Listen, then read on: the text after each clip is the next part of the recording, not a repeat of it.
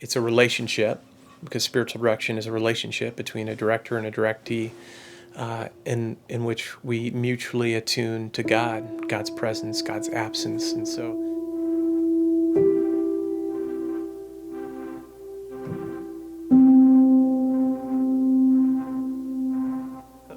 okay. My name is Chuck DeGroat. I'm a husband, I'm a dad, I'm a writer, I'm a professor, I'm a therapist, I'm a spiritual director. Wear lots of hats. Attunement, attunement, relationship, those are really big words for me. I think that there's a sort of, as Martin Buber talks about, a kind of I-thou encounter between director and directee and God. The director sort of stands at the intersection of that and just listens really well, attunes really well to the presence of the person, the presence of the spirit. The work that you and I do, what gives us hope, what gives us life, I think, I don't want to speak for you, Josh, but is when we sit with people, we see them rising above those things and emerging out of the pain, beginning to believe that there's something bigger, better, a story that's larger than the smaller story of pain or abuse or trauma or church hurt. I think it was Rowan Williams who said that 99% of the time in prayer, it's that we're absent. God is present, it's that we are absent. And so I think part of what good spiritual direction entails is asking questions around what are the obstacles to union and communion with God? What keeps us absent? Or as St. Teresa of Avila might say, what keeps us at the periphery of the castle rather in the interiority of the castle with the king? So these days the narcissism work has hit the nerve. And in some ways I wish it didn't, right? It's kind of like... I think that sometimes you and I can do this work of casting a vision for wholeness, for shalom, and people will be like, oh, that's nice. Oh, there's a car accident. There's a podcast out at the time of recording right now that we're doing called The Rise and Fall of Mars Hill. Really well done by a beautiful soul named Mike Cosper. But it's getting a ton of attention because we're talking about the pain. And so people often want to come and talk about the wounds, the trauma, the pain, the abuse, and I'm very willing to enter into those conversations all the time. I also want to hold forth a vision of wholeness, shalom, a life of union, communion, inner unity in the midst of fragmented selves and a fragmented world.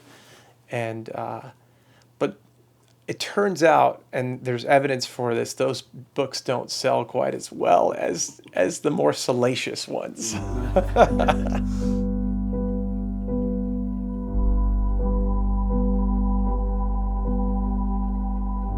What can end up happening is we can find ourselves in groups and communities where all we talk about is the pain, the problems. And I've noticed that I've been drawn into those kinds of conversations, whether they're on social media or other forums where we're just talking about the pathology, the problem, the narcissistic pastor. We're not talking a whole lot about where do we go from here? What's the hope? What's the vision of shalom, of wholeness, of flourishing? Wholeheartedness is probably the book that most reflects my spirit, my soul, in the sense that some people say it's all over the place. I remember someone at a retreat saying, you never define wholeheartedness once in this book. There's poetry, there's neuroscience, there's theology, there's contemplative spirituality, there's internal family systems theory, there's ecclesiology, but it's kind of that's kind of me, that eclectic, all over the place, and yet I think that there is a kind of hidden wholeness at the core of it all. I was one of these bright, arrogant seminary students who was on one particular occasion confronted by a professor of counseling at the seminary who told me that I needed to grow up, essentially. And his name was Gary. Gary was friends with Brendan Manning, David Benner, Gary Moon. The program that we're in, it was a master's in counseling, but it was really a master's in counseling and spiritual direction. And we had opportunities to do retreats with Gary Moon and Benner, and we had a bunch of other really good folks come in. And during that time, I got in touch with Gerald May of the Shalem Institute. I really loved how he envisioned the intersection of psychology and spiritual direction. And so it was through a kind of apprenticeship with Gerald May that I was able to learn the ins and outs of spiritual direction. Yeah, so I think spiritual direction, its primary focus is our attunement to God, our attachment to God, our experience of God. And that's not the primary focus of clinical counseling. Traditionally, clinical counseling deals with problems. They treat us, people, human beings, as problems to be fixed. What I like about spiritual direction is it doesn't treat people as problems to be fixed. I think good psychology and good psychotherapy can learn from spiritual direction and actually move toward attunement with ourselves, with our neighbors, and with God. Even though our experience, our intimacy with God, our union with God isn't the primary subject matter of counseling, I live at the intersection of those two, so I really like the fluid interaction, and I call that soul care, a kind of dynamic interplay between what I do as a clinical counselor and as a spiritual director.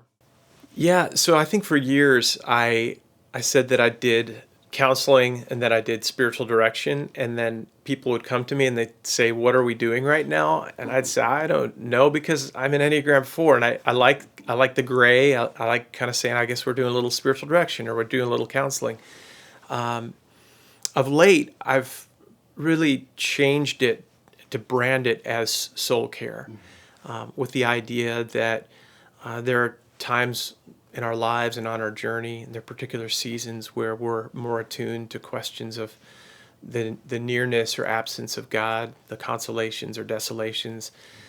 And there are times when we've got to do a deep dive into our story of trauma, our family of origin. Yeah, there are times when we will just have to pause and say, I think what we're going to be doing for the next half hour, the next 3 sessions, looks a little bit more like spiritual direction. Of course, really, I think good spiritual directors are really attuned to psychological issues, like attachment issues. They know that our early childhood attachments are often reflected in the way we experience God. I often say that my dad was distant. My dad worked weekdays, but was home on weekends. And so my early experience of God was like, God went away for 5 days a week. But then when I did experience God, it felt like it was like thunder and lightning. It was a really beautiful experience. And so, yeah, we do have to attune in those particular kinds of ways. But more often than not, I think it's pretty fluid. And we'll move in and out. They may not even know that what I'm doing looks a little bit more like what a classic spiritual director would do, and it looks a little bit more at times like what a classic psychologist would do. So I use a little book, Gene Stairs, Listening for the Soul. I don't know if you know this book, but it's really a book that offers a spiritual direction paradigm for pastoral care, which frustrates my students because they want to know about listening skills and what to do and what not to do. When I go to the hospital, what do I say and how long do I stay there? And that's fine and good. I don't think a textbook should teach them that. I think mentors should teach them that. But I do think that I can invite them to listen really well to the workings of God in a person's life, to show up, right? It's more important to me to apprentice them, is that a word? Apprentice them in a disposition of the soul, a way of showing up. And most of my students who've come back over the years have said, hey, that was really valuable. At first, I was wondering where you were going, and I kind of felt like I left without some of the resources that I thought I needed, but you taught me how to show up, and that really mattered. I think I'd probably hesitate for pastors to call themselves spiritual directors without some training. and I know some who do, and I want them to be apprenticed in the skills of spiritual direction. I want them to be good listeners. I also want them to, when it's time to avail themselves of programs like yours, where they can slow down. And now, after maybe a number of years in ministry, and maybe this is an advertisement right now, but now after a few years in ministry, 5 years, 10 years in ministry, it's like, okay, now I know what I don't know. And I can do the slow, unhurried work of a spiritual direction, a soul care program. I can learn to listen. I can learn to honor the questions. I can learn to honor my own questions. I think that what I've been turned off at times, both in me and in others, is a kind of spirituality that feels like a ladder climbing exercise, or a spirituality of ascent. Even though there's some of that in the tradition, it feels to me like when we go down that road, it postures us, spiritual directors, as way further along, when, as Thomas Merton said, we're all beginners at this work, right? And we know the word humility comes from the root humus, of the earth, right? And so if we're not in the earth, of the earth, grounded, I don't know that I can possibly meet another human being in their groundedness, and their pain, and their brokenness, and their earthiness. And so I think it starts there for me. I think St. Augustine said, God is more near to me than I am to myself. And so if that's true, then I don't have to ascend into the heavens. God is here. God is more near to me than my breath. And so I just need to pay attention.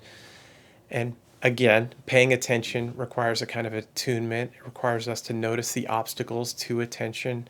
Distracted by this, I'm future tripping about that, worried about my finances, worried about my kids' grades, all the kinds of ordinary things that get in the way of a profound encounter with the one who is always pursuing, is always and infinitely near. I mean, I think that what was in me and with me, the scripture that was with me the whole time as I was writing the Narcissism book, was Jesus Christ, who being in very nature God, did not consider equality with God something to be grasped, exploited. And that's exactly what narcissism does, is it sees power, it takes power, it exploits power. It's operating out of a Genesis 3 kind of paradigm.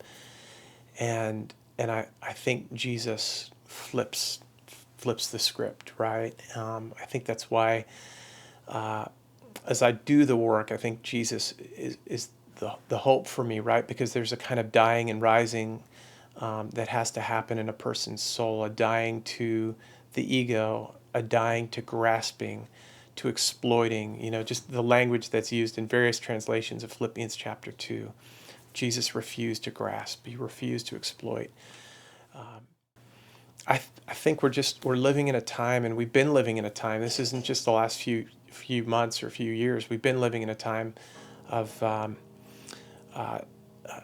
particularly in the United States, where a kind of theology of victory, of manifest destiny, of bigger, better, stronger, faster is just baked into the culture and baked into our ministry theology, ministry philosophy.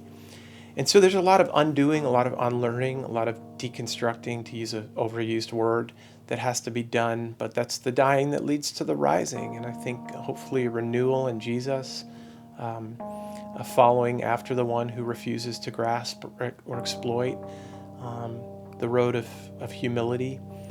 That's what gives me hope, I think.